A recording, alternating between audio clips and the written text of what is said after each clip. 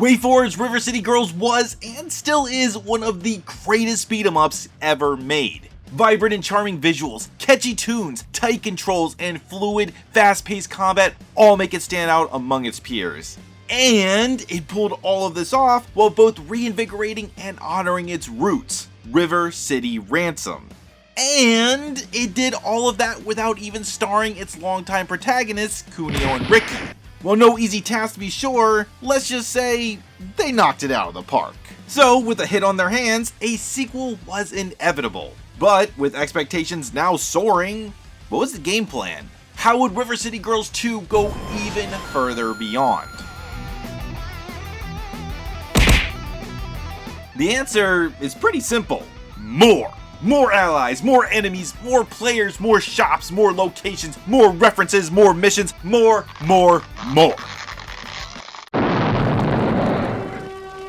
You think it was something they ate? Simply put, River City Girls 2 is just River City Girls 1 again. But way more of it. Because you know the old saying, if it ain't broke, don't fix it. To which I'd actually counter, too much of a good thing can be bad for you. And to prove my point, we're gonna play a little game. And yes, audience participation is mandatory. Hello, my beautiful captives. I am your host, Spammer D, and I'd like to welcome you all to Which Game Is It? The rules are simple. I'm gonna show you all gameplay of River City Girls 1 and 2 side by side, and you have to guess which game is which. Get them all right, and you win a brand new bragging rights. Yes, you win bragging rights. They are just as good. Post those answers down in the comments, and hey, double points if you've never played either of these games. So let's get started.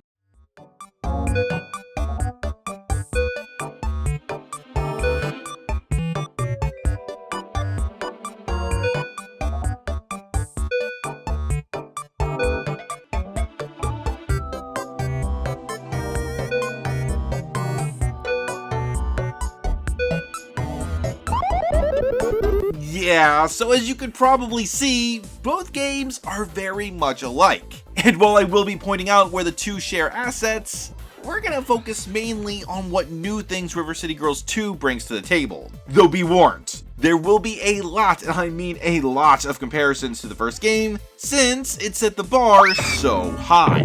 Picking up literally where the last game left off, River City Girls 2 continues the story by having their actions in the first game, you know, curb stomping half of River City, unprovoked, come back to bite them, as the villains from the last game pull a reverse Uno card on our heroines.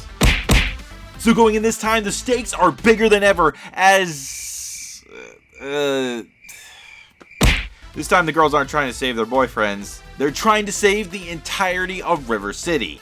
But they're gonna need some help, leading us to our first, biggest, and probably best change: 4-player co-op.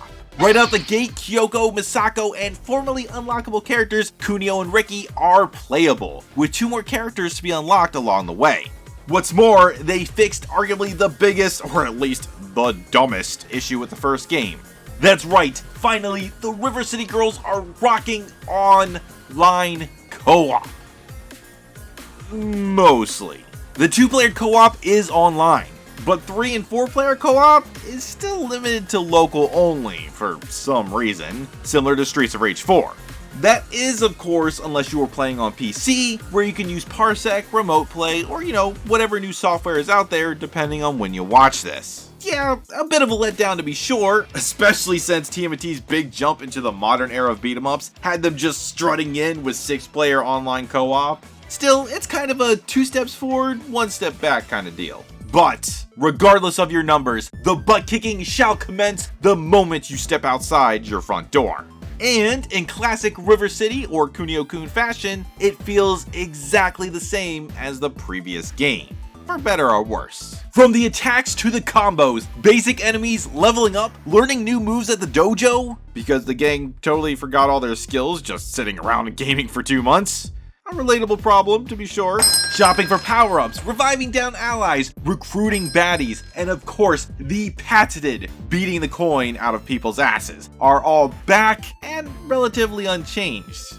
But considering these mechanics had pretty much already been polished to perfection, it's nothing to complain about. But don't be fooled, it doesn't mean nothing has changed. It's all just a lot more subtle this time around. Like how now, the power-ups you could buy in stores will show off the stat buffs they give, but they'll also vanish once a character has gotten them. Food items can now be cycled through and used on the fly in combat, which honestly probably makes the game a bit too easy, but hey, it is what it is. Plus, you can recruit up to 2 summonable allies at a time instead of just 1. It's also worth noting that yes, River City Girls 2 reuses a lot of enemies from River City Girls 1, but there are also a handful of new enemies too, with the main standouts of course being the new bosses. If there is anything at all to really gush over in this game, it's just how fun and creative the boss fights are. Using the environments, including mini puzzles, and being simply more than just punch a dude to win.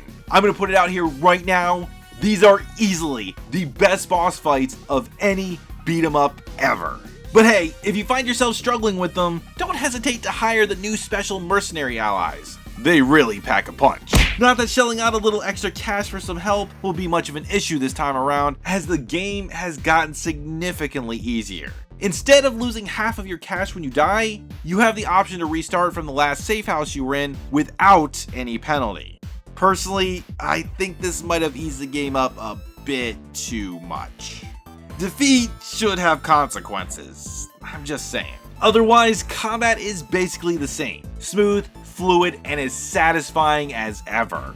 Even if having to click to get up when knocked down can be a bit of a nuisance. But those are all small differences, little issues. Where are the major changes? The big reasons you shell out for a new game instead of just replaying the old one?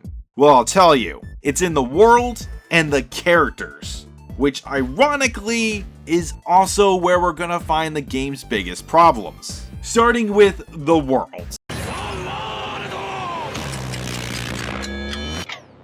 We once again find ourselves in the streets of River City. For the umpteenth time, depending on how many games you count. Why do I keep coming here?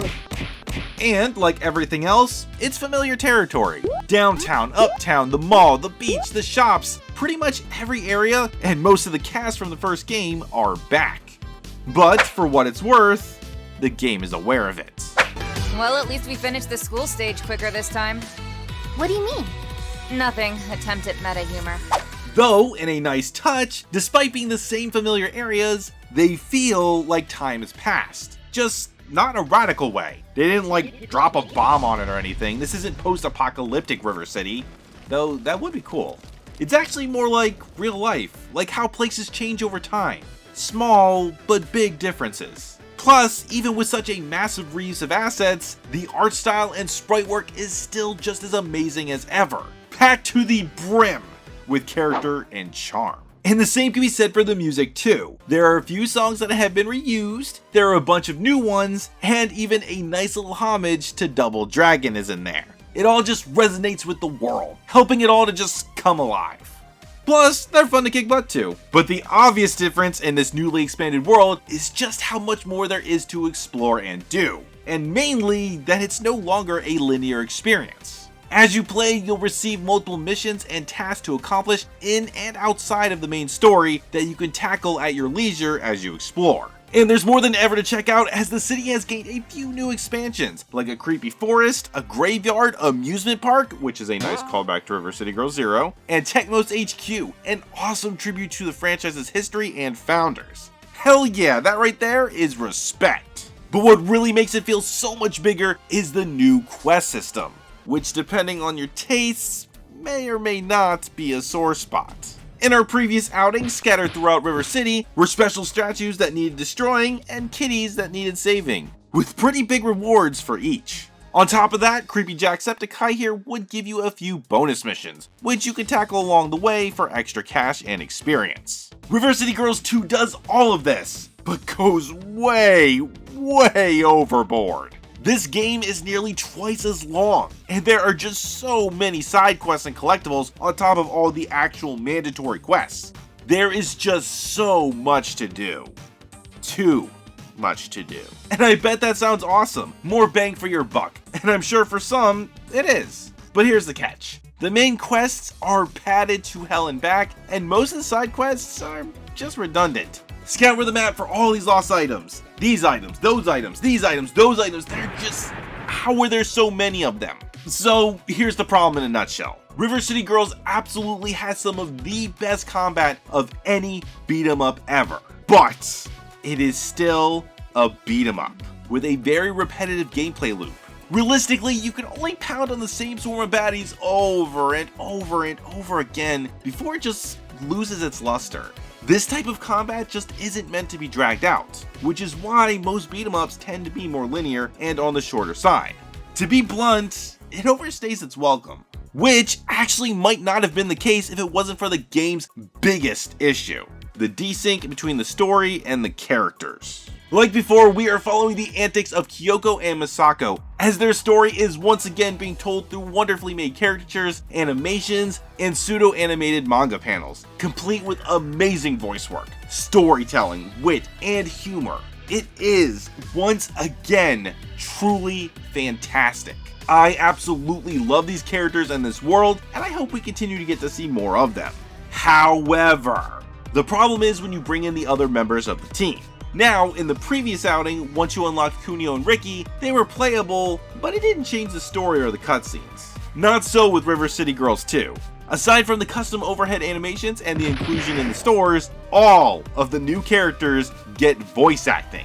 They are there. And the one I really want to focus on is the newcomer, Marion. Retro fans may remember her from her most iconic scene in the original Double Dragon. Oof.